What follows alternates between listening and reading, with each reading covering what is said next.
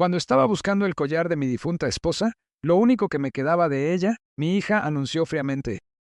El collar se vendió. Necesitaba el dinero para unas vacaciones. Conmocionado por su traición, llamé a la casa de empeño para recuperarlo. Me dijeron, Señor, no va a creer lo que encontramos cuando abrimos el relicario del colgante. Este secreto reveló la verdad sobre mi familia. Antes de continuar, por favor, suscríbete al canal y escribe en los comentarios ¿qué hora es donde estás ahora? Me quedé de pie en mi recámara, mirando la caja de terciopelo vacía, con las manos temblando contra el cajón abierto. La caja reposaba ahí como una acusación, su interior de satín crema, sin sostener nada más que el fantasma de lo que debió estar ahí. El collar de Leonor, la cadena de oro con el relicario, en forma de corazón que ella había usado todos los días durante 40 años, había desaparecido. Abajo, la voz de Jimena cortaba el aire de la mañana, órdenes tajantes sobre el desayuno. La risa de Miguel retumbaba desde la sala, con algún comentarista deportivo gritando de fondo. La conversación telefónica de Ámbar flotaba escaleras arriba. Quejas sobre estar atrapada aquí, sobre lo aburrido que era Phoenix, sobre querer regresar ya a California. Hoy era el cumpleaños de Leonor, 3 años desde que se había ido, y yo había planeado pasar la mañana a solas con ese collar, el único pedazo de ella que me quedaba y que, de alguna manera, aún se sentía tibio. En cambio, me enfrentaba a esta caja hueca y al caos de mi familia, tratando mi casa como si fuera su hotel personal. Saqué el cajón por completo, volcando los calcetines sobre la cama. Nada. Me puse de rodillas. Revisé debajo de la cómoda. Polvo y un recibo viejo. Se me oprimió el pecho. Fui al closet, palpando los bolsillos de los abrigos, revisando las cajas de zapatos en la repisa. Mi respiración se aceleró. Luego el baño. Abrí de un tirón el botiquín, saqué los cajones debajo del lavabo. Los hisopos se esparcieron por el piso de azulejo. ¿Dónde estaba? ¿Dónde estaba? Revisé lugares imposibles. El cajón del buró que ya había buscado 2 veces, detrás de la cabecera, debajo del colchón. Mis manos temblaban con más fuerza ahora. Ese temblor constante de pánico que no había sentido desde el hospital. Desde aquellas últimas horas con Leonor, cuando nada de lo que hiciera podía detener lo que se avecinaba. 42 años de matrimonio. Y ese collar era todo lo que había conservado. Su ropa fue donada, sus libros entregados a la biblioteca, sus herramientas de jardín oxidándose en el cobertizo porque no soportaba usarlas. Pero el collar, ese lo guardé en su caja, a salvo, intocable, excepto en días como hoy, cuando necesitaba recordar su rostro. Bajé las escaleras, cada paso meditado. En la sala, Miguel estaba desparramado en mi sofá con los pies sobre el descansabrazos y una bolsa de papas balanceándose en su pecho. Ni siquiera levantó la vista.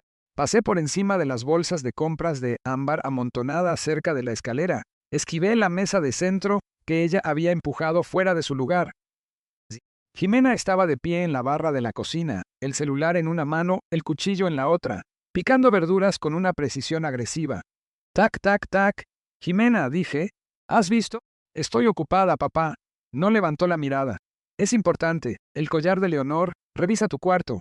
Seguro olvidaste dónde lo pusiste. El cuchillo seguía golpeando la tabla. Tac, tac.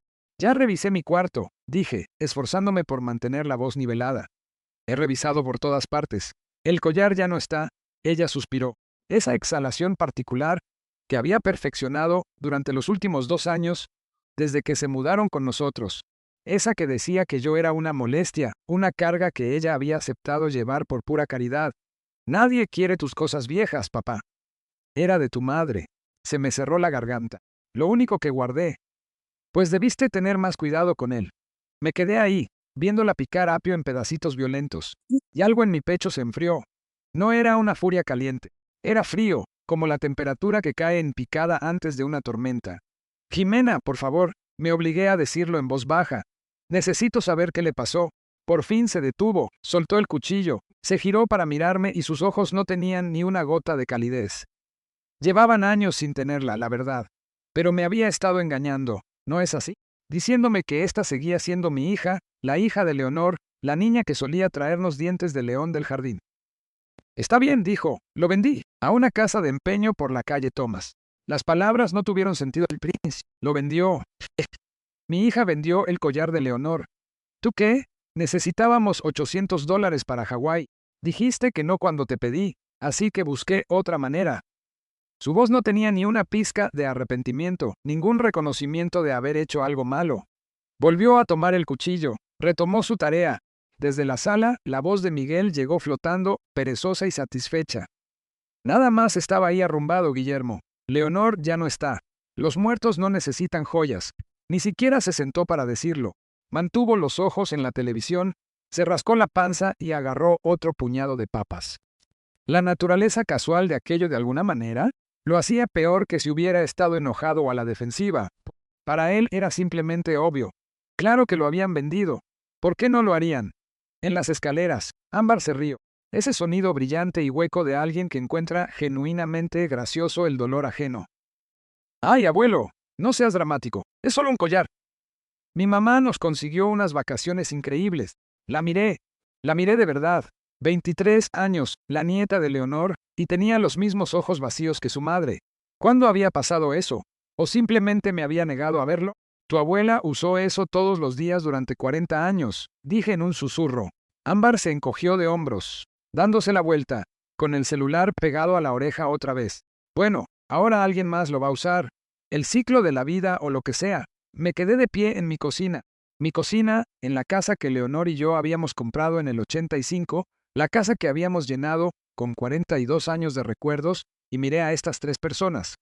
Mi hija, su esposo, su hija. Me devolvieron la mirada con la expresión colectiva de gente, esperando a que una molestia se quite de en medio.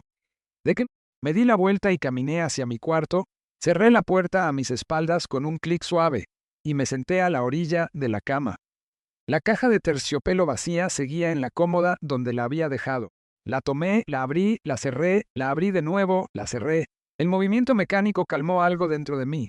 O tal vez no era calma. Tal vez era algo completamente distinto. Mis manos habían dejado de temblar.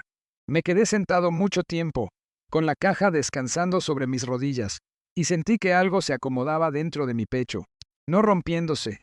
Me había roto hacía 3 años cuando murió Leonor. Esto era diferente. Esto era un asentamiento, un endurecimiento, una claridad que no poseía hace una hora.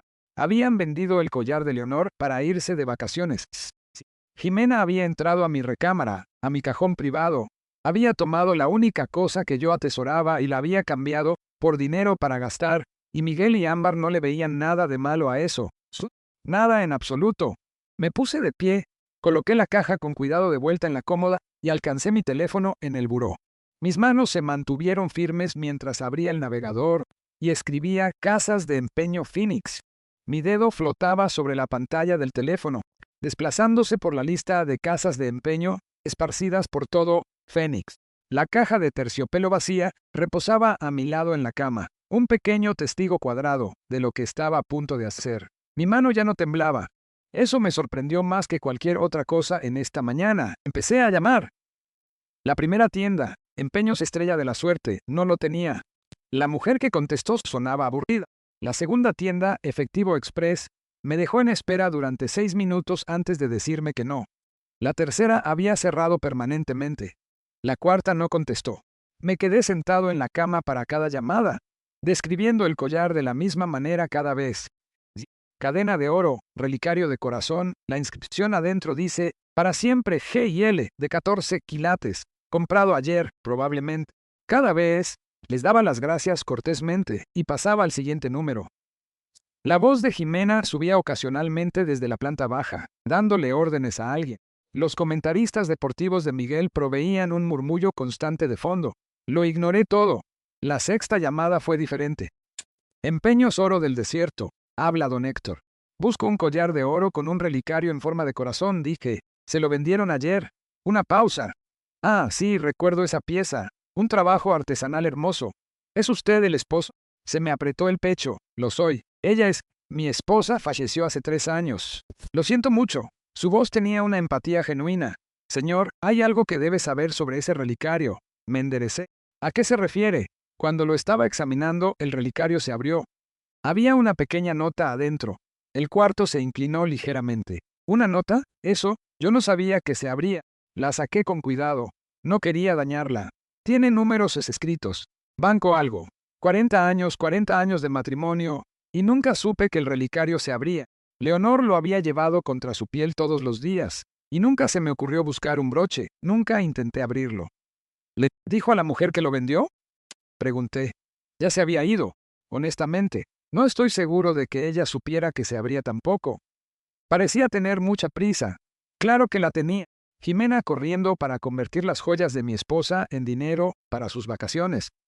Probablemente ni siquiera lo miró de cerca. Solo vio oro y signos de dólares. Necesito comprarlo de vuelta, dije. ¿Cuánto es? Le di 800. El valor justo es más cercano a los 1200. Es oro de 14 quilates y el trabajo es excepcional. Pagaré los 1200. ¿Puedo ir por él hoy mismo? Venga a cualquier hora antes de las 6. Se lo guardo. Y señor, hice una pausa. No le revenderé esto a nadie más. Es suyo. Le di las gracias. Anoté la dirección y me quedé sentado un momento, mirando el teléfono en mi mano. Leonor había escondido algo en ese relicario, una nota con información bancaria. ¿Qué más me había ocultado? Me puse de pie, me guardé la cartera y las llaves en la bolsa del pantalón, y bajé las escaleras. La familia no levantó la vista cuando crucé la sala. Los pies de Miguel seguían reclamando el sofá. Ámbar estaba encorvada sobre su teléfono en el sillón de 2 plazas. Jimena andaba por alguna parte en el fondo de la casa. Salí por la puerta principal hacia el sol de noviembre. El viaje hasta el centro tomó 30 minutos. Programé la dirección en el GPS de mi celular y seguí la voz calmada a través de calles familiares que ahora se volvían extrañas por mi propósito. Plazas comerciales, talleres mecánicos y la ocasional palmera. Fénix extendiéndose plano y color arena en todas direcciones. Empeños Oro del Desierto ocupaba un local de esquina entre un salón de uñas y una oficina de preparación de impuestos. Rejas en las ventanas, pero rejas limpias. Un letrero impecable. Me estacioné enfrente y me quedé un momento, con las manos en el volante, preparándome. Adentro, la tienda olía a cuero viejo y pulidor de metales. Había vitrinas de cristal alineadas en las paredes, llenas de joyas, relojes y cámaras. Un hombre bajito de unos 50 años estaba detrás del mostrador, con el cabello cano pulcramente recortado y lentes de lectura en la punta de la nariz. ¿Don Guillermo? Preguntó. Ese soy yo, Héctor Chen. Me extendió la mano y se la estreché. Déjeme traerle su collar. Desapareció en un cuarto trasero y regresó cargando un pequeño bulto envuelto en una tela suave. Lo desenvolvió con cuidado sobre el mostrador. Y ahí estaba, el collar de Leonor, el oro atrapando la luz fluorescente, viéndose exactamente como lo recordaba, descansando contra su clavícula cada mañana durante 4 décadas.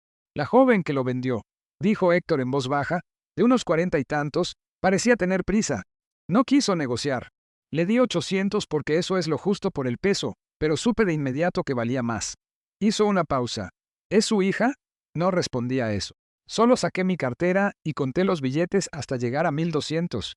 Héctor ya había preparado el papeleo. Empujó un pequeño sobre a través del mostrador. La nota, dijo. La puse aquí para que estuviera segura. Gracias, logré decir. Cuídelo bien esta vez, dijo amablemente. Manejé 3 cuadras antes de tener que orillarme. Mis manos estaban temblando de nuevo. La emoción me inundaba ahora que la tarea estaba cumplida y me encontraba solo. Me estacioné en el estacionamiento de una plaza comercial, con la camioneta de frente al sol de la tarde que entraba a raudales por el parabrisas. El collar se sentía más pesado de lo que recordaba. Lo sostuve hacia la luz, girándolo lentamente, buscando el broche que Héctor había mencionado. Ahí estaba, tan diminuto que nunca lo había notado antes. Una pequeña hendidura en el costado del corazón. La presioné con la uña del pulgar. El relicario se abrió de un salto. Adentro, enrollado de manera imposiblemente apretada, había un pedazo de papel no más grande que la uña de mi dedo meñique. Usé mis uñas para extraerlo, lo desenrollé con cuidado sobre mi pierna. La letra de Leonor, microscópica pero inconfundible. Banco de Arizona, caja 4782. Me quedé en la camioneta mirando esas palabras, hasta que el sol cambió de posición y el reflejo en el parabrisas fue demasiado fuerte. Leonor tenía una caja de seguridad en el Banco de Arizona, la caja número 4782, y nunca me lo había dicho. Manejé a casa aturdido, me estacioné en la entrada, pasé junto a mi familia. que seguía plantada en sus mismas posiciones como si fueran muebles fijos, y subí a mi cuarto. Me quedé de pie junto a la ventana, viendo el sol hundirse hacia el horizonte, con el collar apretado en una mano y la nota en la otra. ¿Qué me había escondido Leonor? ¿Y por qué? Esa noche no dormí. Me quedé en la cama, dándole vueltas a las preguntas una y otra vez, con el collar sobre mi pecho, donde Leonor solía usarlo, sintiendo el ligero peso del oro, preguntándome qué otros secretos había guardado. La mañana llegó despacio. Me bañé, me puse mis pantalones caqui buenos y una camisa de botones, y manejé al centro, a la sucursal principal del Banco de Arizona en la calle Washington. El edificio se alzaba 10 pisos, de cristal y acero, imponente. Atravesé la puerta giratoria hacia un vestíbulo de mármol que resonaba con conversaciones en voz baja y el repiqueteo de tacones. Una joven en el módulo de información levantó la vista con una sonrisa profesional. Su gafete decía Leticia. Necesito acceder a una caja de seguridad, dije. Por supuesto. ¿Tiene el número de caja y su identificación? Le mostré el acta de defunción de Leonor. La había traído porque algún instinto me dijo que la necesitaría. Y mi licencia de conducir. Leticia examinó ambas cosas con cuidado. Necesitaré ver una identificación y el acta de defunción de su esposa. Usted aparece como el cónyuge sobreviviente. Sí. Casados por 42 años. Ella tecleó la información en su computadora, asintiendo. La caja se abrió por última vez en 2019. Hace 6 años. Sin actividad desde entonces. 2019. Leonor había sido diagnosticada a principios de 2022. Había preparado esto 3 años antes de enfermarse, antes de que cualquiera de los dos supiera lo que venía. Mi esposa falleció en 2022, dije. Debe haber preparado esto antes. La máscara profesional de Leticia se suavizó un poco. Tómese todo el tiempo que necesite en el cuarto de privacidad, don Guillermo. Lo guiaré en el proceso. Me llevó a través de una puerta pesada hacia la bóveda, con paredes llenas de cajones de metal, cada uno con 2 cerraduras. Leticia usó su llave y el número de caja para sacar un largo contenedor metálico. Me lo entregó más pesado de lo que esperaba y me guió a un pequeño cuarto sin ventanas con una mesa y una silla. Estaré afuera cuando termine, dijo en voz baja, y cerró la puerta. Me senté solo, con la caja de metal sobre la mesa frente a mí, y no me animaba a abrirla. Mis manos descansaban a cada lado, sintiendo el metal frío, y pensé en Leonor hace 6 años, viniendo a este mismo cuarto, poniendo algo dentro de esta caja, encerrándolo bajo llave sin decirme nada. Finalmente levanté la tapa. Fajitos de billetes. Billetes de $100 en sobres, organizados con ligas. Conté rápido, $20,000 al menos, tal vez más. Y debajo de todo, un sobresellado con mi nombre en la cuidadosa letra de Leonor. Guillermo. Tomé la carta, la sostuve contra mi pecho con los ojos cerrados. Ella lo sabía. De alguna manera sabía que algo andaba mal, sabía que yo iba a necesitar esto, sabía que Jimena iba a... Mis manos encontraron el sello del sobre. Lo rompí con cuidado. Desdoblé el papel de adentro. Mis dedos rompieron el sello con cuidado, el papel crujiendo en el silencio del cuarto de privacidad. Desdoblé 2 páginas cubiertas con la letra de Leonor, esa caligrafía pulcra y medida que había visto en listas de compras y tarjetas de cumpleaños durante 42 años. Mi respiración se volvió superficial mientras empezaba a leer. Si estás leyendo esto, es que ya no estoy y encontraste lo que escondí. La primera línea me golpeó como un puñetazo físico. Su voz me llegó tan clara que casi podía escucharla. Ese ligero rasgueo que había desarrollado en sus 50, la forma en que hacía pausas entre pensamientos. Ahorré este dinero durante 30 años, pequeñas cantidades de cada cheque que nunca notaste. No te enojes conmigo por el secreto. Lo hice porque te amo y sé lo que se avecina. Leí más rápido, con la mano temblando contra el borde de la mesa. Jimena siempre ha sido difícil. ¿Te acuerdas cuando tenía 25 y exigió que pagáramos su boda? Y luego no invitó a tu hermano porque él no podía darle un regalo caro. Vi su verdadera naturaleza entonces. La forma en que trata a las personas como transacciones. La forma en que nada es suficiente para ella. Yo sí me acordaba. Leonor había estado molesta durante semanas, pero yo lo había descartado como el estrés normal de una boda, tensión de madre e hija. Yo había inventado excusas para Jimena. Después de que me vaya, te verá como nada más que un recurso para exprimir. Miguel la va a animar. Él siempre ha sido un vividor. Tú lo sabes, aunque no lo quieras decir. Y Ámbar aprende de sus padres. Siento mucho escribir estas cosas, pero necesitas escucharlas. Apreté la mandíbula. Leonor había intentado advertirme sutilmente a lo largo de los años, pequeños comentarios que yo había hecho a un lado creyendo que era demasiado crítica, como una madre siendo demasiado dura con su hija. Pero ella había visto con claridad lo que yo me había negado a reconocer.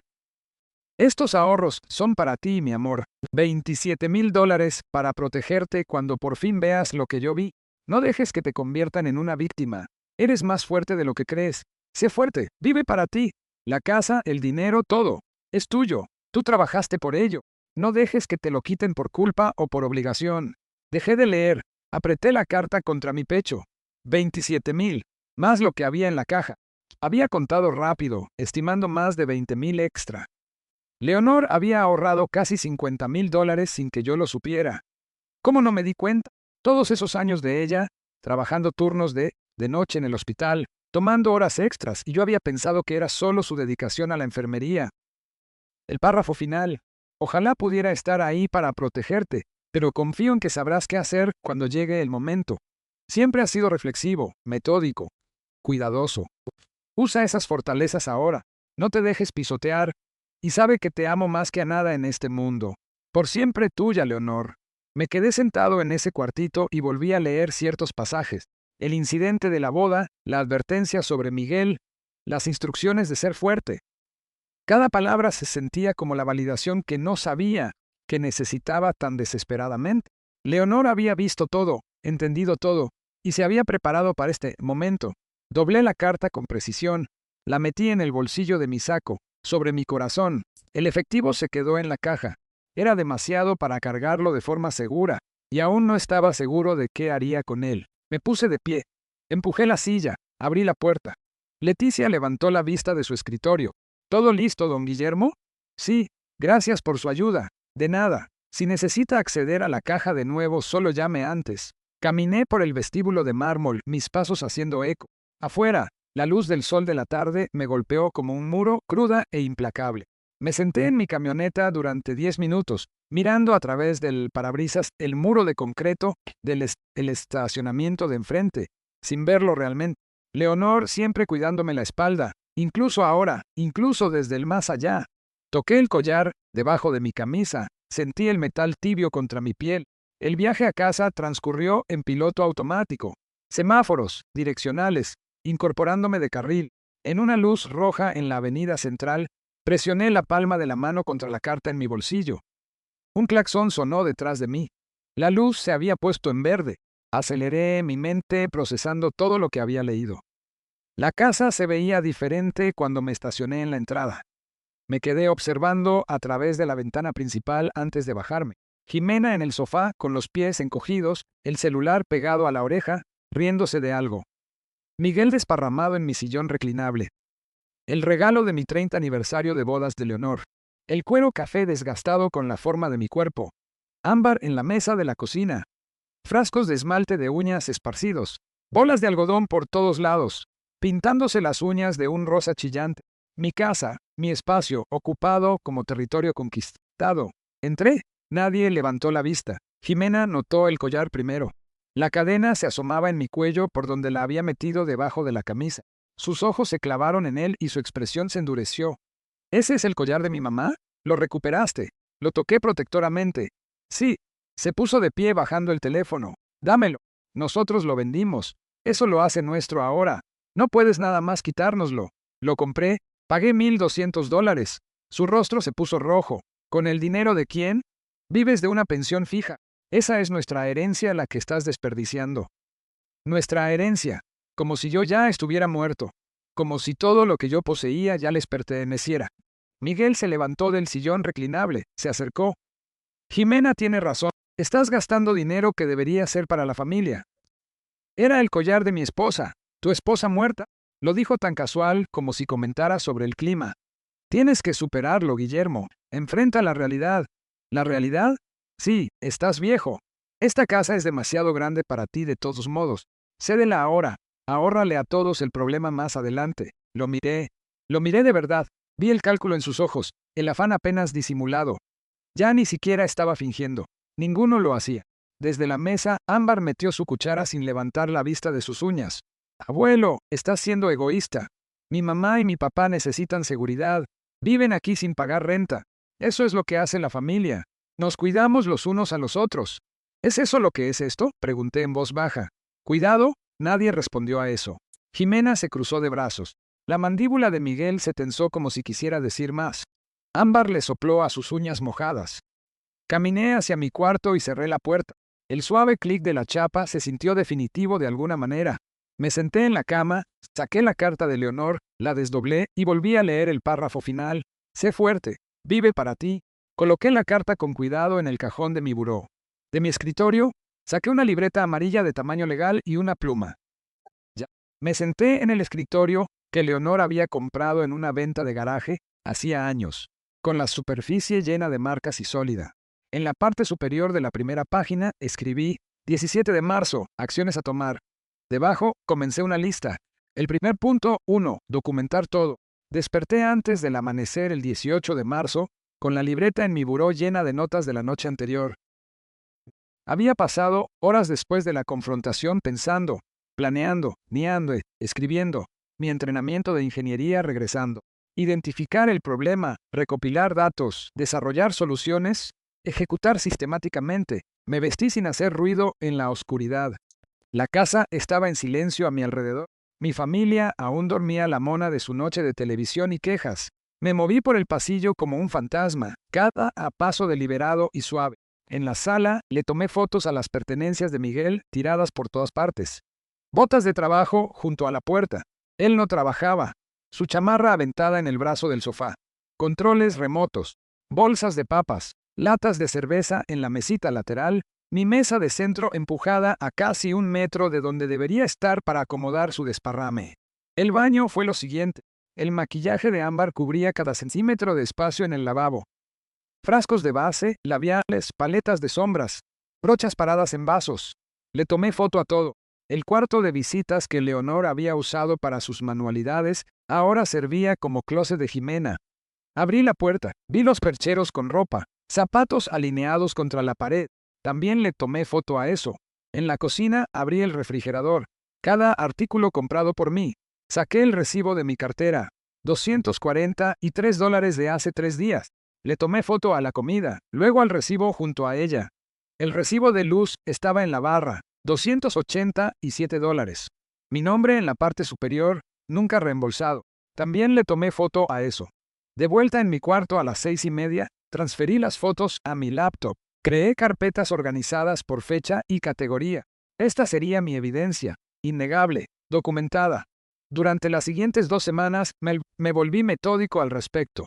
Revisé mi archivero, saqué documentos que había mantenido organizados por años. Las escrituras de la casa, comprada en el 85, terminada de pagar en 2018. Solo mi nombre, registros del predial, todo al corriente, todo pagado por mí. Recibos de servicios de los últimos 3 años. Todos mostrando 0 contribución por parte de la familia de Jimena.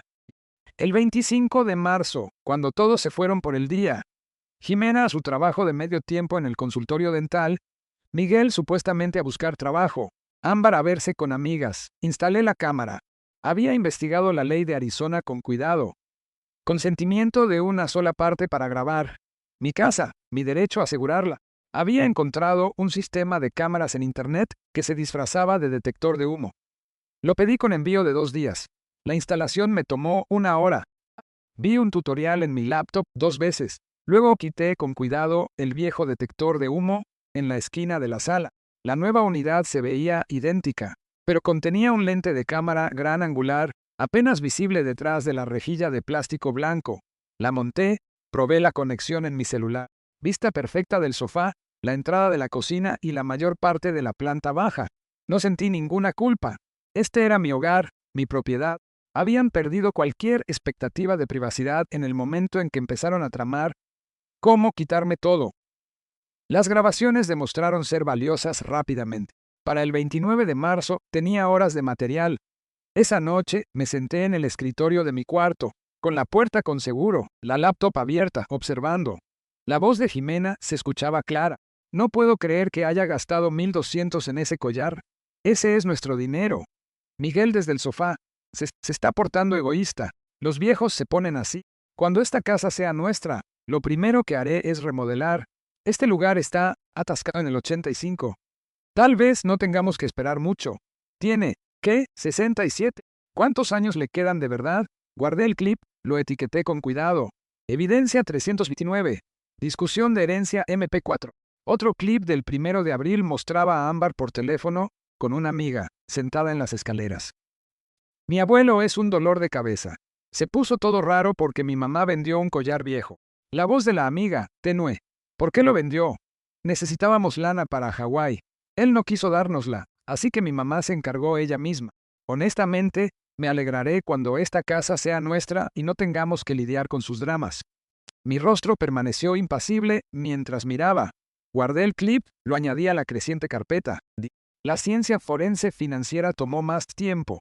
Saqué 3 años de estados de cuenta bancarios, los esparcí por mi escritorio. Creé una hoja de cálculo. Cada préstamo a Miguel fue a dar al documento con fechas y cantidades.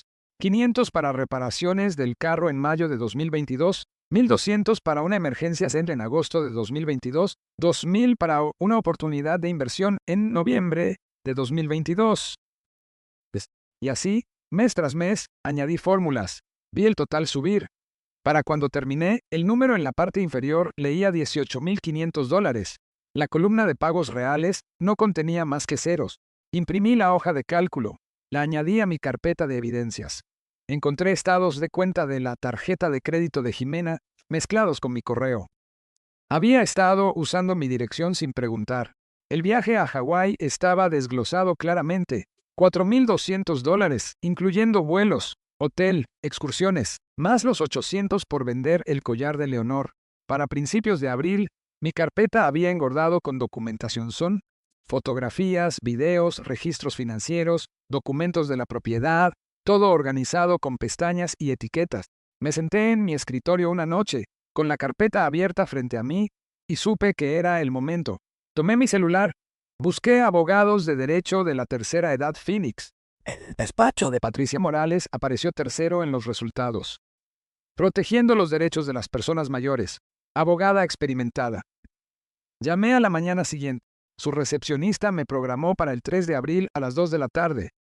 El edificio de oficinas en el centro se alzaba a 12 pisos. El cristal y el acero reflejando el cielo del desierto. Me estacioné en el garaje. Tomé el elevador hasta el 3er piso. El nombre de Patricia Morales estaba en una puerta de cristal, una sala de recepción, impecable con sillas de cuero y revistas legales en una mesita. La recepcionista me hizo pasar a la oficina de Patricia. Se puso de pie para saludarme. Unos 50 años, un mechón canoso, cabello oscuro recogido hacia atrás, traje sastre, lentes de lectura en una cadena alrededor del cuello. Me dio un apretón de manos firme, señaló una silla frente a su escritorio organizado. Don Guillermo, dígame, ¿qué está pasando? Puse mi carpeta de evidencia sobre su escritorio. Mi hija y su familia han estado viviendo en mi casa durante 3 años. No pagan renta ni contribuyen en nada a los gastos. Me han estado explotando financieramente y están esperando a que me muera para poder quedarse con todo. La expresión de Patricia no cambió. Abrió la carpeta. Comenzó a revisar los documentos, tomó notas en su propia libreta legal, hizo preguntas de manera aguda y eficiente. ¿Pagan algo de los gastos de la casa? No. ¿Les ha pedido que se vayan? No formalmente. Bien, haremos esto correctamente.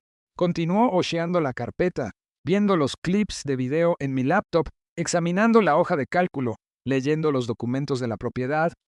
20 minutos de silencio, excepto por sus preguntas ocasionales. Finalmente, levantó la vista. Don Guillermo, esta documentación es excelente. Muy minuciosa. ¿Cuánto tiempo lleva viviendo ahí la familia de su hija? 3 años, desde que falleció mi esposa. ¿Y nunca han pagado renta, servicios o contribuido a los gastos del hogar? Ni $1. Jimena dice que la familia no le cobra a la familia. Patricia asintió, escribiendo. ¿Los invitó a vivir ahí permanentemente? ¿O se suponía que era temporal? ¿Temporal? Solo hasta que encontraran un lugar. Eso fue hace 3 años. Dejó la pluma, cruzó las manos. Bajo la ley de Arizona, son inquilinos a voluntad. Usted puede establecer términos de renta en cualquier momento. ¿Qué pasa si se niegan a pagar? Entonces tenemos motivos para el desalojo. Pero haremos esto al pie de la letra. Todo documentado, todo legal. ¿Cuánto tarda un desalojo? Si lo impugnan, tal vez 3 meses. Pero con su evidencia de su comportamiento, la explotación financiera documentada tan minuciosamente, no creo que tome tanto. La mayoría de la gente se va cuando se da cuenta de que va en serio. Toqué el collar debajo de mi camisa. La presencia de Leonor aún guiándome, aún protegiéndome. Mis honorarios iniciales son de $3,000, dijo Patricia. Eso cubre las presentaciones iniciales, la redacción del contrato de arrendamiento y la primera fase de los procedimientos de desalojo, si es necesario. Me parece bien. Me estudió por un momento. ¿Está seguro de que quiere hacer esto? Son su familia. Mi esposa me advirtió que esto pasaría. Debía haberla escuchado antes. Patricia sacó un acuerdo de honorarios de su cajón, lo puso frente a mí junto con una pluma. Entonces pongámonos a trabajar.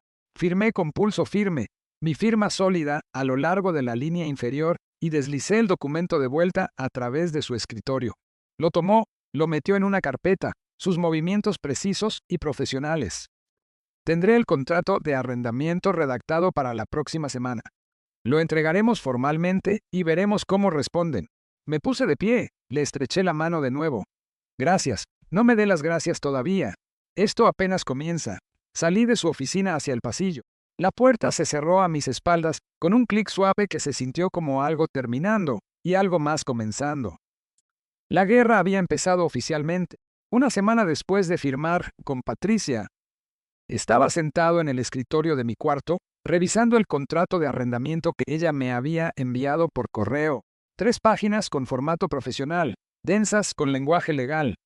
Y cada cláusula 2 veces, luego una tercera.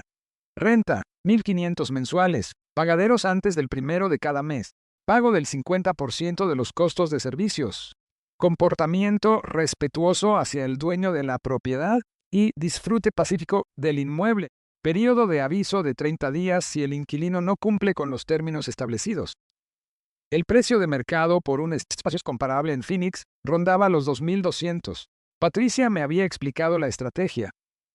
Hacer los términos razonables para que ningún juez pudiera llamarlos punitivos.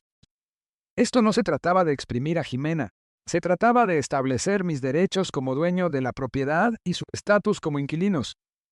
Toqué el collar debajo de mi camisa. Leonor aprobaría este enfoque metódico. Hice clic en responder, tecleé. Está perfecto, procedamos. Le di enviar sin dudarlo. Patricia arregló la entrega oficial. El 10 de abril, a las 2 de la tarde, una mujer llegó a mi puerta con un portafolio de cuero, atuendo profesional, muy seria. Débora Quintana, notaria pública. Jimena apareció detrás de mí. ¿Quién es? Me hice a un lado. Dejé que Débora entrara.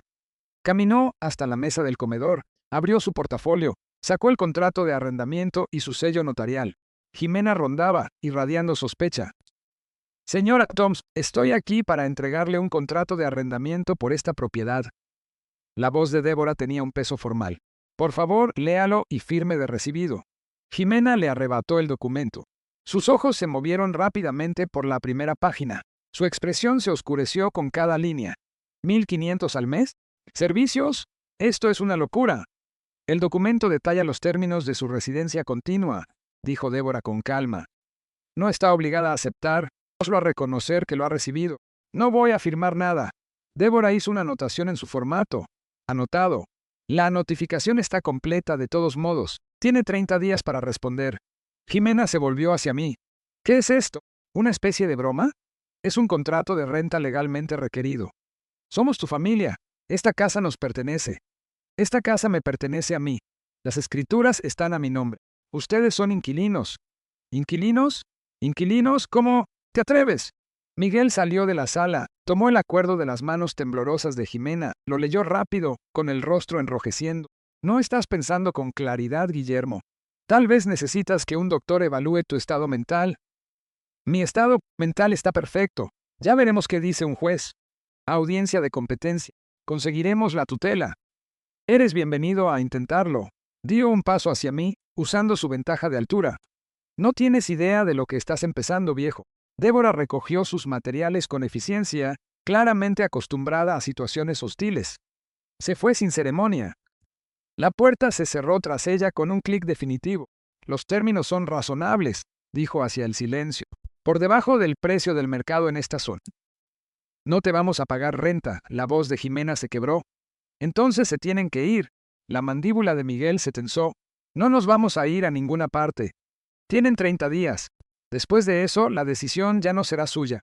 Caminé hacia mi cuarto. Cerré la puerta. Me senté en la cama un momento, respirando con calma. A través de las paredes, la voz de Jimena se alzó con furia. El retumbo más profundo de Miguel respondió.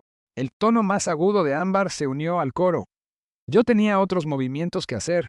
El banco en el centro estaba a 30 minutos de distancia.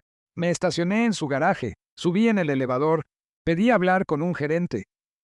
Marcos, de unos 30 y pocos, con actitud profesional, me llevó a su oficina. ¿En qué le puedo ayudar hoy, don Guillermo?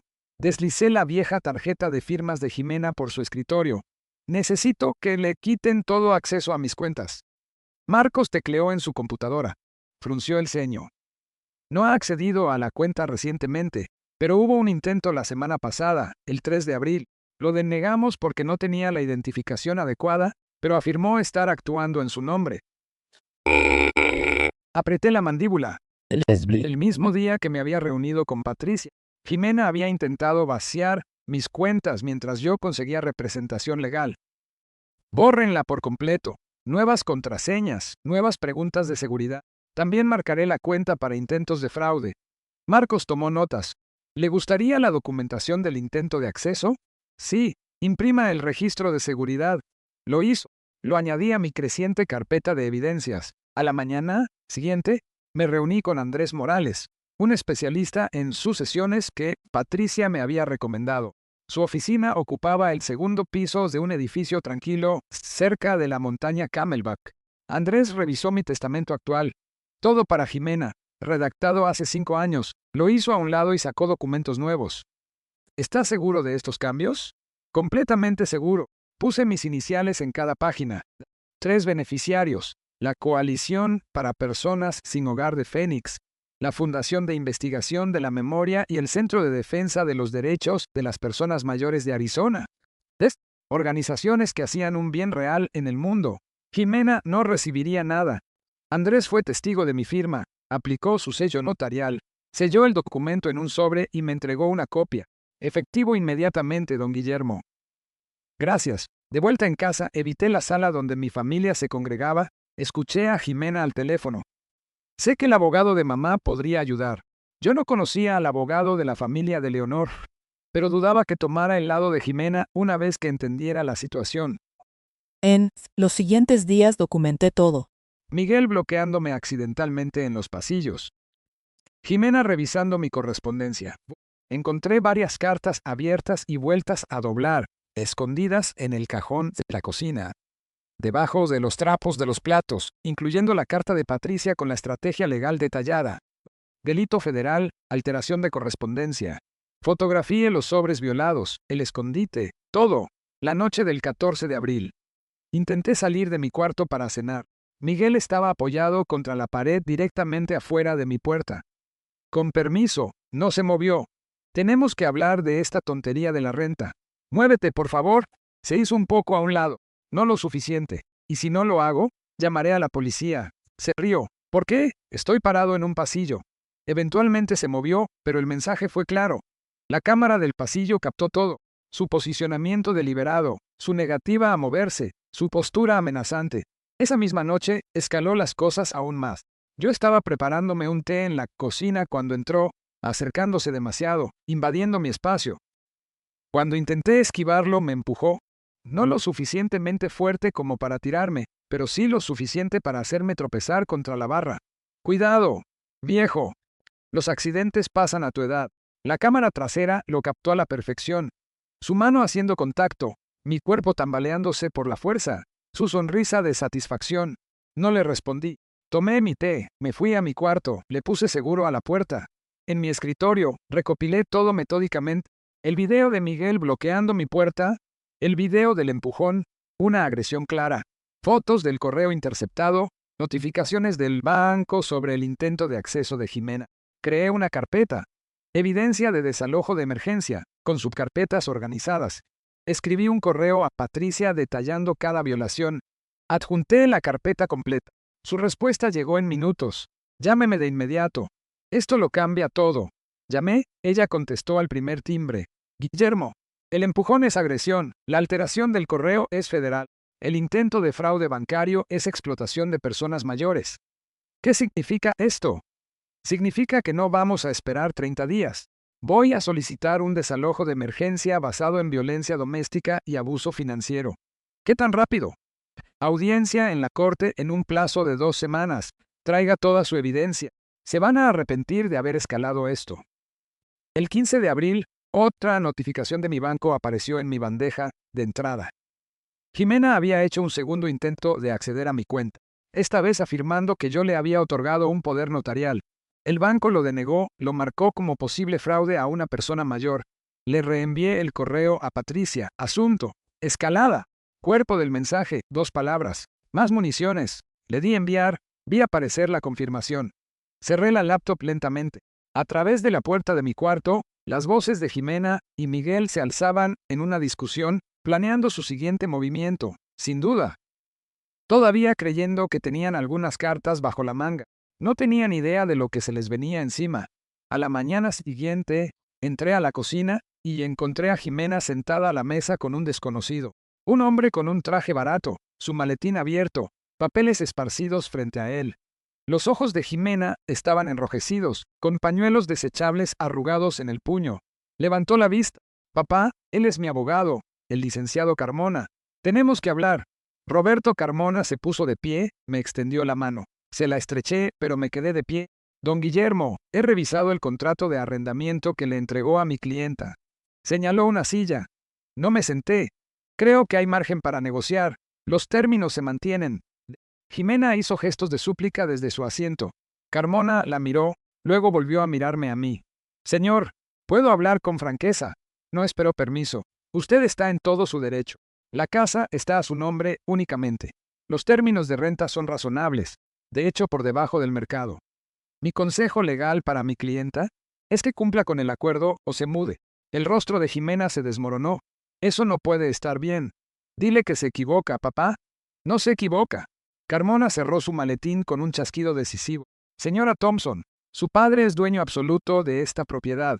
Usted no está en las escrituras, ni en el historial de la hipoteca. No hay reclamo de posesión adversa después de solo 3 años. La relación familiar no crea derechos de propiedad. Legalmente, usted es una inquilina a voluntad y él está estableciendo términos formales. Pero soy su hija. Tengo derecho, no sobre su propiedad. Lo siento.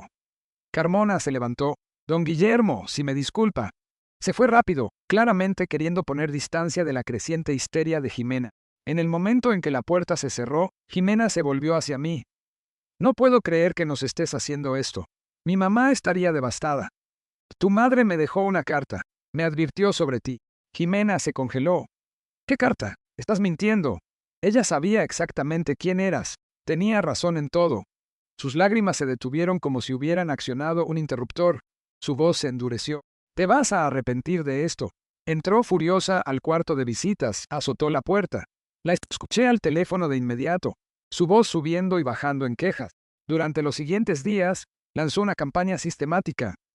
Tocó a la puerta de mi cuarto a mediodía, transformada en vulnerabilidad, aferrada a pañuelos desechables, con los ojos nadando en lágrimas prefabricadas. Papá, por favor, no estoy durmiendo. Me están dando dolores en el pecho. El estrés me está matando. Trató de agarrar mi mano. Yo mantuve la mía a mi costado. He renunciado a tanto para estar aquí contigo después de que murió mi mamá. ¿Cómo puedes hacerme esto? Observé su actuación con desapego. La carta de Leonor me había vacunado contra esta manipulación. Te quedan 29 días. Cerré la puerta. Su sollozo sonó falso, incluso a través de la madera. El enfoque de Miguel fue diferente, más directo, más físico. Intenté salir de mi cuarto a la mañana siguiente. Él estaba en el pasillo, recargado en la pared, directamente frente a mi puerta, no bloqueándola del todo, pero lo suficientemente cerca como para que yo tuviera que pasar apretado. Con permiso, no se movió. Tenemos que hablar de esta tontería de la renta. Muévete, por favor. Cambió su peso. no lo suficiente para dejarme paso. Y si no lo hago, llamaré a la policía. ¿Por qué? Estoy parado en un pasillo. Su sonrisa no tenía calidez, esperando para usar el baño. ¿Es un delito? Eventualmente se movió, pero no sin antes hacerme ponerme de lado para pasar. La cámara del pasillo captó su posicionamiento deliberado, su intimidación calculada. Esa tarde, encontré mi correo en el cajón de la cocina otra vez el equivalente a 3 días, incluyendo otra carta de Patricia, ya abierta. Me temblaban las manos mientras fotografiaba la evidencia. Delito federal de alteración de correspondencia. Le envié las fotos a Patricia de inmediato. La presión social vino por parte de Ámbar. Había estado publicando regularmente en sus redes desde que se entregó el contrato de arrendamiento, fabricando una narrativa de victimismo para sus seguidores. Mi vecino, el señor Chen, se me acercó en el buzón. Guillermo, vi unas publicaciones en internet. Tu nieta decía, bueno, ¿está todo bien? ¿Todo está bien, Tomás? Lo hizo sonar como si estuvieras teniendo una especie de episodio. Problemas de memoria, tal vez. Estoy estableciendo términos de renta para mi propiedad. Eso es todo. Su expresión mostró que no me creía del todo. Claro. Bueno, si necesitas algo. Se alejó rápido, dejándome de pie solo con mi correo. Cruzando la calle, la señora Pacheco me vio, se dio la vuelta y se metió a su casa sin su saludo habitual. La campaña de Ámbar estaba funcionando. El vecindario se estaba poniendo en mi contra, basándose en mentiras publicadas en redes sociales. El 14 de abril fue cuando Miguel cruzó la línea final. Yo me estaba preparando un té en la cocina. Él entró, se acercó demasiado. Cuando intenté esquivarlo, me puso una mano en el pecho y me empujó. No lo suficientemente fuerte como para tirarme, pero sí para hacerme dar un traspié hacia atrás contra la barra, lo suficiente como para tener que sostenerme de la orilla. Cuidado, viejo. Los accidentes pasan a tu edad. No dije nada, tomé mi té y me fui. Detrás de mí, la voz de Jimena. Miguel no en la casa, pero la cámara lo había captado todo. Su mano haciendo contacto claro. Mi cuerpo forzado hacia atrás, su tono amenazante. En mi cuarto me senté en mi laptop y metódicamente recopilé la evidencia. Clips de video organizados por fecha y severidad, fotos de correspondencia alterada, capturas de pantalla de notificaciones de fraude bancario, las publicaciones de redes sociales de Ámbar archivadas. Creé un documento cronológico exhaustivo, cruzando cada incidente con la evidencia de respaldo. Todo organizado, todo documentado, todo listo para la corte. Le envié el paquete completo a Patricia por correo electrónico. Su respuesta llegó rápido. Momento perfecto. La audiencia de emergencia está programada para el 2 de mayo, en 2 semanas. No sabrán ni qué los golpeó. Esa misma tarde, otra notificación llegó de mi banco. Jimena había intentado acceder a mi cuenta de nuevo, afirmando que yo le había otorgado un poder notarial. El banco lo denegó, marcó la cuenta, me contactó para verificar, los llamé de inmediato, confirmé el intento de fraude, solicité toda la documentación, me la enviaron en 1 hora, se la reenvié a Patricia con 2 palabras en el cuerpo del mensaje, más municiones. Su respuesta, esto es del libro de texto de explotación financiera de personas mayores. Combinado con la agresión y la alteración del correo, tenemos un caso abrumador. Empiece a empacar sus pertenencias mentalmente. Están acabados. Me paré en la ventana de mi cuarto, viendo el sol hundirse hacia las montañas del oeste. Phoenix se extendía allá abajo en la luz ambarina, la ciudad donde Leonor y yo habíamos construido nuestra vida juntos, donde habíamos criado a Jimena, comprado esta casa, trabajado y ahorrado y planeado para un futuro que pensamos sería pacífico. En la sala podía escuchar a mi familia discutiendo. La voz de Jimena aguda por el pánico. El retumbo defensivo de Miguel, Ámbar quejándose de tener que mudarse. Todavía pensaban que iban ganando. Todavía creían que sus lágrimas, amenazas y publicaciones en redes sociales me obligarían a rendirme. No tenían idea de que la trampa ya se había cerrado a su alrededor. Toqué el collar de Leonor a través de mi camisa.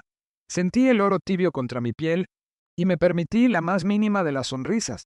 2 semanas hasta la audiencia, 14 días hasta que llegara la justicia. Yo podía esperar.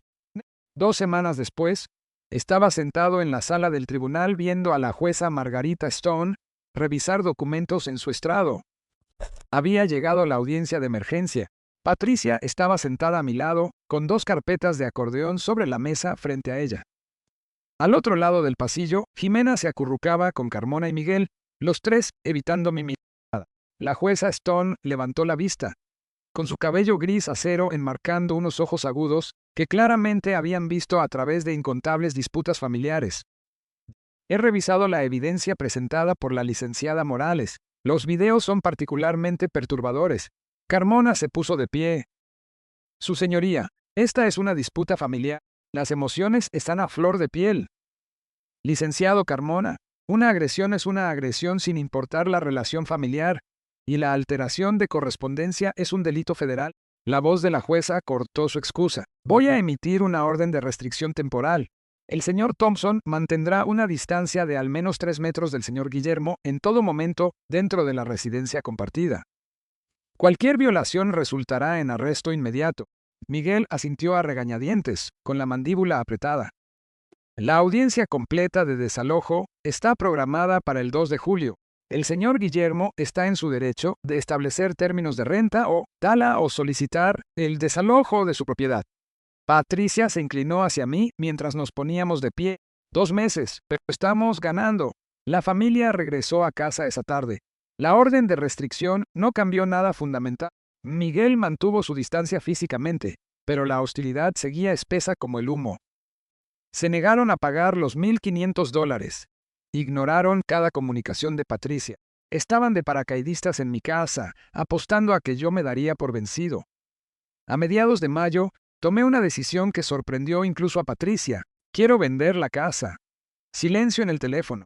Guillermo, eso es radical, pero estratégicamente brillante. Quitar el activo por el que están peleando. Exactamente. Ella me recomendó a Roberto Santos, un agente de bienes raíces, que manejaba situaciones difíciles con profesionalismo. Llegó el 20 de mayo a las 10 de la mañana con un portafolio de cuero y una cámara digital. Don Guillermo, vamos a ver con qué estamos trabajando. Lo guié por toda la casa. Fotografió cada cuarto. La sala con el desorden de la familia empujado a un lado. La cocina algo pasada de moda pero funcional. Las recámaras mostrando desgaste. Midió con un dispositivo láser. Tomó notas en una tablet.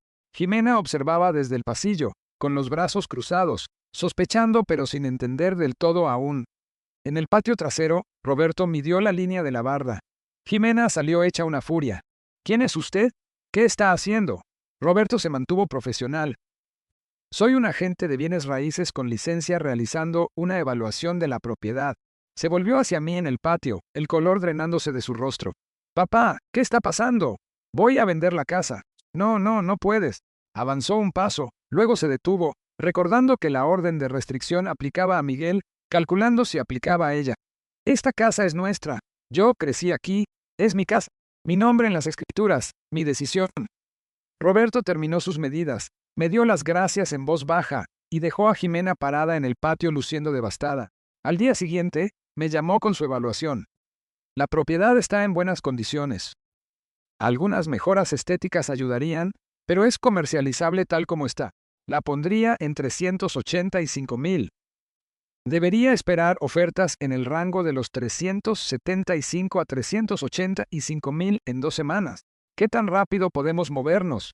La publicamos mañana. Con el mercado de Phoenix tendrá ofertas para el fin de semana. Hágalo. Una semana después, Roberto regresó con una camioneta de la compañía y un asistente. Instalaron un gran letrero en el jardín delantero, rojo y blanco brillante, imposible de ignorar. Se vende en letras gruesas. La foto de Roberto y su número de teléfono debajo. Jimena observaba desde la ventana de la sala, con el rostro torcido por la rabia y la incredulidad. En cuestión de horas, el anuncio se publicó en Internet. Mi teléfono vibró con una notificación. Su propiedad ahora está activa en el sistema. Se lo mostré a Patricia por videollamada. Ella sonrió. Perfecto. La primera visita ocurrió 3 días después. Una pareja joven, Sara y Marcos Chen, ambos en sus 30 y pocos, caminaron por la casa torpemente. Yo me había retirado a mi cuarto, pero podía escucharlos moverse por la casa. La familia de Jimena se quedó ahí, fulminando con la mirada a los intrusos. Miguel se desparramó deliberadamente en el sofá, haciéndolos sentir incómodos. La voz de la joven llegó flotando por el pasillo. ¿Los ocupantes actuales vienen incluidos? La respuesta diplomática de Roberto. La propiedad estará vacía al momento del cierre. A pesar de la hostilidad, estaban interesados. Roberto me llamó esa noche. Están haciendo una oferta. 383,000, 2,000, por debajo del precio, pero están preaprobados y quieren un cierre rápido. Acéptela. ¿Está seguro? No quiere contraofertar por el precio completo. La velocidad importa más que $2,000. Acéptela. Mientras tanto, Jimena hizo intentos desesperados de armar una defensa. La observé desde mi ventana mientras se acercaba a la señora Pacheco en la banqueta. Sus voces llegaban a través del jardín. Señora Pacheco, necesito su ayuda. Mi padre está intentando desalojarnos. ¿Puede testificar que yo he estado cuidando de él? La incomodidad de la señora Pacheco era visible incluso a la distancia. Ay, mija, yo... no estoy segura de poder hacer eso. Usted me ha visto aquí. Sabe que yo lo cuido. Jimena, linda, he visto a ti y a tu familia viviendo en su casa. No he visto mucho... Cuidado, si te soy sincera. Usted no entiende la situación. Creo que la entiendo perfectamente. La señora Pacheco se alejó rápido. Jimena intentó con 2 vecinos más, con resultados similares. Nadie iba a testificar sobre algo de lo que no habían sido testigos. A finales de mayo me reuní con Roberto en una cafetería para finalizar la aceptación. Extendió la oferta de compra sobre la mesita. Múltiples páginas de documentos legales señalaban líneas de firma resaltadas en amarillo. Ponga sus iniciales aquí, aquí y aquí. Firme en la parte inferior. Tomé su pluma, un instrumento pesado de plata. Puse mis iniciales en 3 páginas con cuidado. Firmé mi nombre completo en la página de aceptación. Guillermo Davis. Mi firma fue firme, sin titubeos. Roberto firmó como agente, deslizó los documentos en su portafolio. Enviaré esto a su agente hoy. El cierre está programado para el 15 de agosto. Nos dimos la mano. Mientras salía al brillante sol de junio, mi teléfono vibró. Un mensaje de Patricia. El 2 de julio, está a 3 semanas. ¿Está listo? Le contesté una palabra. Sí. Desperté antes del amanecer el 2 de julio. Me puse el traje oscuro que había usado para el funeral de Leonor 3 años antes. Me enderecé la corbata frente al espejo, viendo mi propio rostro, más viejo ahora, más duro de alguna manera. Toqué el collar debajo de mi camisa. Sentí el oro tibio a través de la tela. Hoy era el día. Patricia se reunió conmigo en el pasillo del juzgado a las 9. Llevaba un traje sastre impecable. Cargaba las mismas carpetas de acordeón, ahora aún más gruesas con evidencia. Tenemos todo lo que necesitamos, dijo. ¿Sí? Evidencia en video, registros financieros, documentación médica, declaraciones de testigos de los vecinos. Jimena llegó momentos después con Carmona, Miguel y Ámbar. Nos sentamos en lados opuestos del pasillo, sin hablarnos. El silencio se sentía apropiado. A las 10 entramos a la sala del tribunal. La jueza Stone tomó su estrado, revisó los papeles brevemente, levantó la vista. Licenciada Morales, puede proceder. Patricia se paró en el podio. Se había instalado una pantalla para la presentación de videos. Reprodujo el clip de Miguel empujándome contra la barra. La jueza se inclinó hacia adelante, observando con atención. Esto fue grabado el 14 de abril, el día antes de que solicitáramos la orden de emergencia. Cambió a la hoja de cálculo financiera. Estos son préstamos documentados que suman $18,500 a lo largo de 3 años. Ni un peso reembolsado. Luego vinieron mis registros médicos. Presión arterial 152/95. Síntomas relacionados con el estrés documentados. Las notas del médico indican que el paciente reporta un ambiente hogareño hostil. Cada pieza construía una narrativa innegable. Carmona se puso de pie cuando Patricia terminó, intentó humanizar a Jimena. Su señoría, mi clienta ha estado viviendo en el hogar de su infancia. Había un entendimiento. La jueza Stone lo interrumpió. ¿Había un acuerdo por escrito estableciendo este entendimiento? No, pero los acuerdos verbales sobre la ocupación de la propiedad deben formalizarse. El señor Guillermo intentó hacer exactamente eso con el contrato de arrendamiento. Su clienta se negó. Le hizo un gesto para que se sentara. He escuchado suficiente. La sala del tribunal se quedó en silencio. He revisado toda la evidencia presentada. La explotación financiera es clara y está documentada. La evidencia en video muestra un patrón de intimidación y acoso. La jueza Stone miró directamente a Jimena. Señora Thompson, se le dieron términos de renta razonables. Usted se negó. Se le dieron múltiples oportunidades para desalojar voluntariamente. Usted se negó. Las manos de Jimena se aferraron al borde de la mesa. Concedo el desalojo. Tienen 30 días, hasta el 1 de agosto. Si no están fuera para entonces, el alguacil ejecutará la orden. Jimena empezó a llorar. Miguel miraba fijamente al frente, atónito. Ámbar agarró su teléfono antes de que el alguacil se aclarara la garganta significativamente. Afuera de la sala, Jimena se me acercó en el pasillo. Tenía el rostro manchado, el rímel corrido.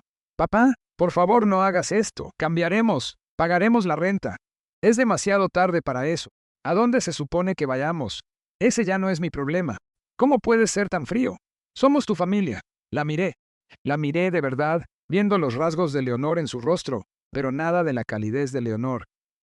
Tuviste 3 años después de que murió tu madre para actuar como familia. En lugar de eso, elegiste actuar como un parásito. Retrocedió como si la hubiera abofeteado. Patricia me tocó el brazo. Guillermo, deberíamos irnos. La venta avanzó con su propio cronograma. A mediados de julio, un inspector de viviendas pasó por la casa seguido por Sara y Marcos Chen. Las cajas de Jimena ya estaban apiladas en las esquinas.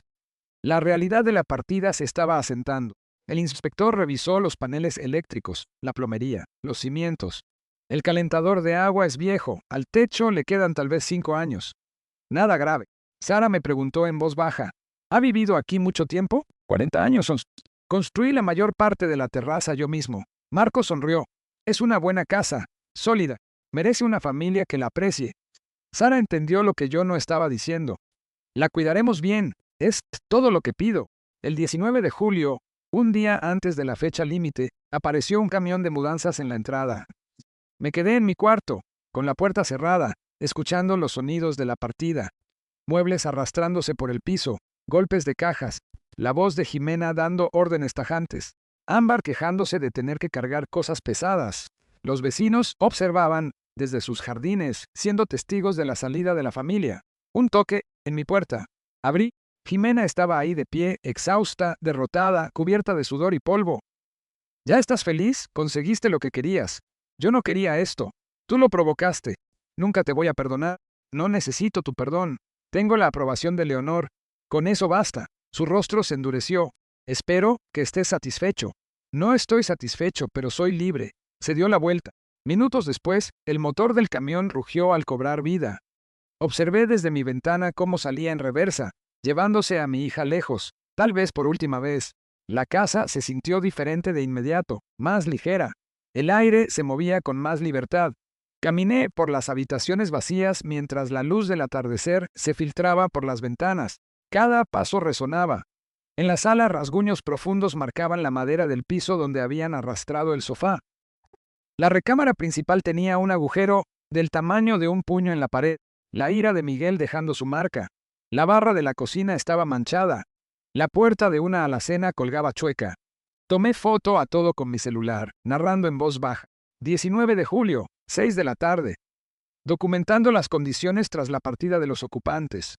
No planeaba demandarlos por los daños. Yo ya había ganado, pero la documentación se sentía necesaria. La prueba final de quiénes eran realmente. De pie en el centro de la sala, sostuve mi celular mostrando el rastro de destrucción. Paredes perforadas. Pisos manchados, accesorios rotos. No me sentí enojado al ver estas imágenes. Me sentí validado. Leonor había tenido razón en todo. Su carta me había preparado para este momento, para estas personas que llevaban rostros familiares pero que estaban vacías de amor. A través de la ventana principal, el letrero de Se Vende seguía en el jardín, con un letrero rojo de vendido, pegado en la parte superior. 4 semanas para el cierre. 4 semanas hasta que yo dejara esta casa para siempre. Toqué el collar una vez más. Luego caminé a mi cuarto para empezar mi propio empaque. El silencio era extraordinario. Después de 3 años de caos y voces y exigencias y hostilidad, el silencio se sentía como un regalo. Era libre. 3 días después de que la familia se fue, me senté con mi laptop en la casa vacía, buscando anuncios de bienes raíces en Scottsdale. El silencio resonaba a mi alrededor. Los pasos, la respiración, el clic de las teclas, todo amplificado por la ausencia. Mis cajas empacadas bordeaban las paredes, toda una malla comprimida en cartón. Había establecido parámetros de búsqueda específicos, departamento o condominio de 2 recámaras, vecindario seguro, menos de $200,000. Empezar de nuevo a los 67 años, totalmente bajo mis términos. La primera propiedad que vi se sintió mal, demasiado moderna, todo cristal y acero, sin calidez. La segunda estaba en planta baja, lo cual me puso inquieto después de años de sentirme vulnerable en mi propia casa. Luego la agente me mostró un departamento en el segundo piso en un tranquilo complejo de Scottsdale. Es una comunidad para mayores de 55 años, muy tranquila, muy segura. Salí al balcón. Vistas a la montaña, brisa de la tarde, otros residentes de mi edad paseando a sus perros allá abajo. El complejo tenía un portón de seguridad, cámaras, un salón de usos múltiples que probablemente nunca usaría. ¿Podemos hacer una oferta hoy? Me miró sorprendida. Por supuesto. ¿Qué tiene en mente? Precio completo, de contado, sin condiciones. Para principios de agosto la compra se concretó. $195,000. Usé el dinero escondido de Leonor y parte de las ganancias de la casa, sin hipoteca. La libertad de eso se sentía extraordinaria. Pasé una semana transformando la segunda recámara en un taller. Desempaqué herramientas eléctricas que aún estaban envueltas en su plástico de fábrica. Yo había vendido mi viejo equipo hace años cuando las necesidades de Jimena consumieron mi tiempo y espacio. Ahora instalé un banco de trabajo, puse un panel perforado para las herramientas, acomodé contenedores de almacenamiento metódicamente. Cuando encendí la sierra de mesa para probarla, fue profundamente satisfactorio. Familia. Elegí madera de roble para mi primera compra. Comencé a cortar piezas para un marco profundo, una caja de exhibición para el collar de Leonor. El aserrín llenó el aire. Por primera vez en años, estaba creando algo en lugar de administrar el caos de alguien más. Llegó el 15 de agosto, el día del cierre. Me reuní con Sara y Marcos Chen en la compañía de títulos. Una oficina insípida, paredes beige, una pila de documentos. Nos sentamos frente a frente en la mesa de conferencias. El oficial de títulos explicó cada documento. Firmé página tras página. Mi firma era automática tras décadas de contratos de ingeniería. Sara deslizó un sobre por la mesa. Le escribimos una carta para que la lea después. La acepté, me la guardé en el saco. Marcos entregó un cheque por el resto de las ganancias. El oficial de títulos les pasó las llaves de la casa a los Chen. Los ojos de Sara brillaban. Gracias por confiarnos su hogar. Hagan lo suyo ahora. Eso es lo que necesita. Salí de ahí cargando solo una caja de fotos y el collar de Leonor. No miré atrás. Manejé directo a mi nuevo departamento. Desempaqué mis mínimas pertenencias. Esa noche, me senté en mi nuevo sofá en el espacio silencioso que era enteramente mío. Abrí el sobre de Sara. Leí su carta. Queremos que sepa que entendemos el sacrificio que hizo. Lo llenaremos de amor y risas. Nos dio más que una casa. Nos dio un futuro. La doblé con cuidado. La puse en el cajón de mi escritorio, junto a la carta de Leonor, 2 mensajes de esperanza de 2 fuentes diferentes. Mientras tanto, había abierto una nueva cuenta bancaria en una institución diferente. Transferí aproximadamente $210,000 después de todas las compras y gastos. Configuré pagos automáticos para los servicios, las cuotas de mantenimiento. Todo organizado con la precisión que alguna vez apliqué a los proyectos de ingeniería. Por primera vez en años, revisé mis cuentas sin ansiedad, sin preguntarme qué había tomado Jimena o qué había pedido prestado Miguel. Ella intentó llamarme. Vi su nombre aparecer en mi pantalla. Dejé que se fuera a buzón de voz, no lo escuché. Otra llamada. Abrí mi configuración, me desplacé hasta bloquear contacto. Confirmar, un mensaje de texto de un número diferente. El de Miguel, nos debes, somos familia. Bloquear, otro del número de Ámbar. Abuelo, contesta porfa. Bloquear. Cambié mi número al día siguiente.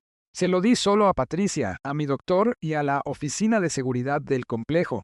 A finales de agosto, llamaron a la puerta de mi departamento. Miré por la mirilla. Jimena estaba ahí de pie, viéndose exhausta, desesperada. Papá, sé que estás ahí. Por favor, tenemos que hablar. Cometimos errores, pero somos familia. Retrocedí en silencio, me senté en mi sillón. Su voz continuó amortiguada a través de la puerta. Estamos batallando. No nos alcanza. Por favor, papá. Más golpes a la puerta. Una puerta se abrió al fondo del pasillo. Una voz de hombre. Señora, si no se va, llamaré a seguridad. Este es mi padre, no me contesta. Tiene que irse. Pasos alejándose. Finalmente, silencio. No sentí ninguna culpa. Me sentí libre.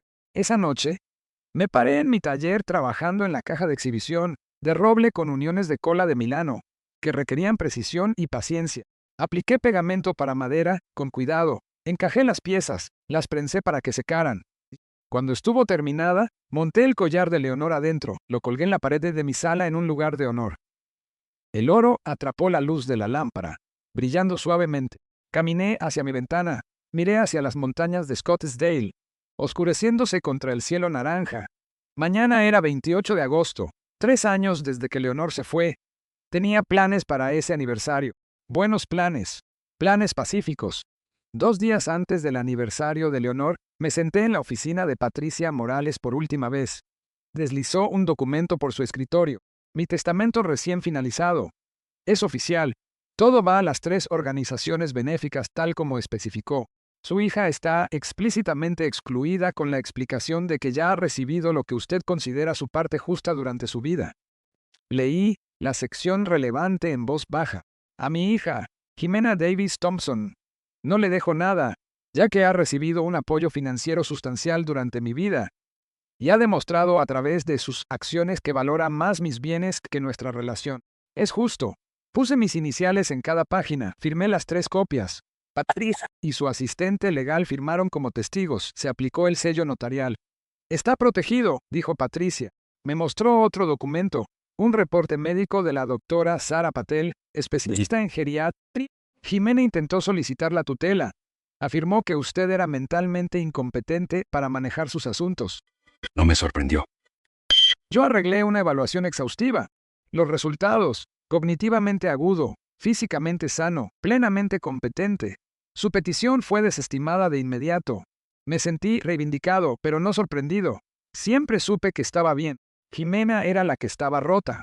Patricia me entregó otra carta. Esto llegó de Carmona ayer, solicitando una mediación familiar para reparar la relación.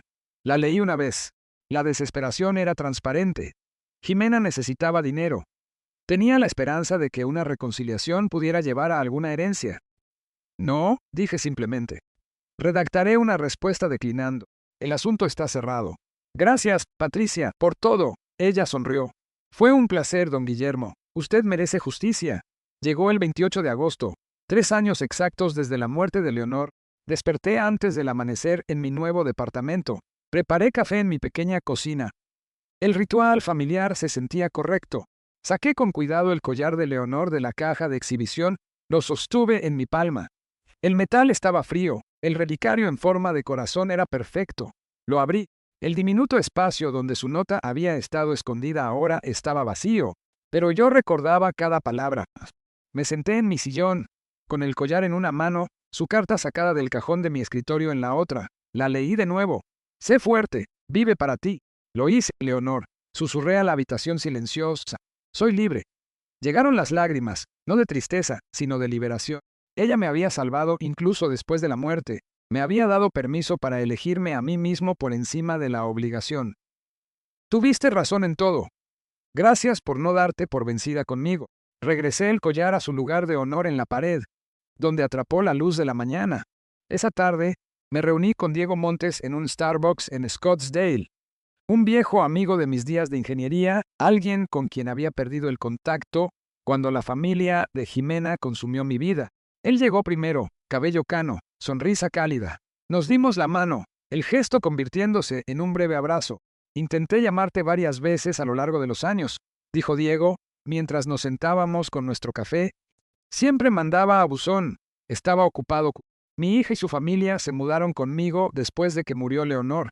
La comprensión amaneció en su expresión. Ah, esa clase de ocupado. Hablamos durante 2 horas sobre Leonor, sobre proyectos de ingeniería de décadas pasadas, sobre los nietos de Diego. Finalmente dije, ahora vivo solo por elección. Diego sonrió ampliamente. Bien por ti, Guillermo. Eso no era vida antes. No, pero ahora sí lo es. ¿Qué tal un ajedrez el próximo jueves? Prepárate para perder. Ya dijiste. Fue el primer compromiso social que hacía para mí mismo en años. Esa noche me paré en mi taller trabajando en una caja de roble, con uniones de cola de Milano, que requerían precisión y paciencia. Paciencia. Había construido la caja de exhibición para el collar de Leonor. Esta caja no tenía un propósito específico todavía. Tal vez se la regalaría a Diego. Tal vez la guardaría para mis propios pequeños tesoros. No importaba. Lo que importaba era que la estaba haciendo con mis propias manos, en mi propio tiempo, por mis propias razones. Apliqué pegamento a la unión final, encajé las piezas con cuidado, pasé la mano por la madera lisa, sintiendo la veta. La satisfacción era profunda. Mientras trabajaba, pensé en el viaje. La carta de Leonor escondida en el collar, el descubrimiento de sus ahorros, la batalla legal, la experiencia de Patricia, la venta de la casa, este nuevo comienzo. No me sentía victorioso, me sentía en equilibrio. Limpié mis herramientas metódicamente, barrí el aserrín, examiné la caja terminada a la luz. Las uniones eran perfectas. La dejé en el banco de trabajo, satisfecho con mi obra. Apagué la luz del taller y caminé hacia mi sala. El collar de Leonor brillaba suavemente en la luz del atardecer que entraba por la ventana. El oro atrapó los últimos rayos del sol, arrojando diminutos reflejos por la pared, como estrellas, como promesas cumplidas. Caminé hacia la ventana, miré hacia las montañas de Scottsdale, oscureciéndose contra el cielo naranja. Mi celular reposaba en silencio sobre la barra. Mi número, mis contactos, mi control. Mañana me reuniría con Diego para jugar ajedrez. La próxima semana terminaría otro proyecto en mi taller. El mes que viene, quién sabía. El futuro no estaba escrito, y por primera vez en años, eso se sentía como libertad en lugar de miedo. Me toqué la camisa donde el collar solía descansar contra mi pecho. Ahora estaba en la pared, visible, honrado, pero ya no era una armadura. Ya no necesitaba una armadura. Sonreí, una sonrisa genuina y pacífica, y me di la vuelta hacia mi cocina para prepararme la cena solo para mí. Exactamente lo suficiente. Si te gustó esta historia, por favor dale me gusta a este video, suscríbete al canal y comparte tus impresiones sobre este relato en los comentarios. Para escuchar la siguiente historia, haz clic en el recuadro de la izquierda. Gracias por mirar.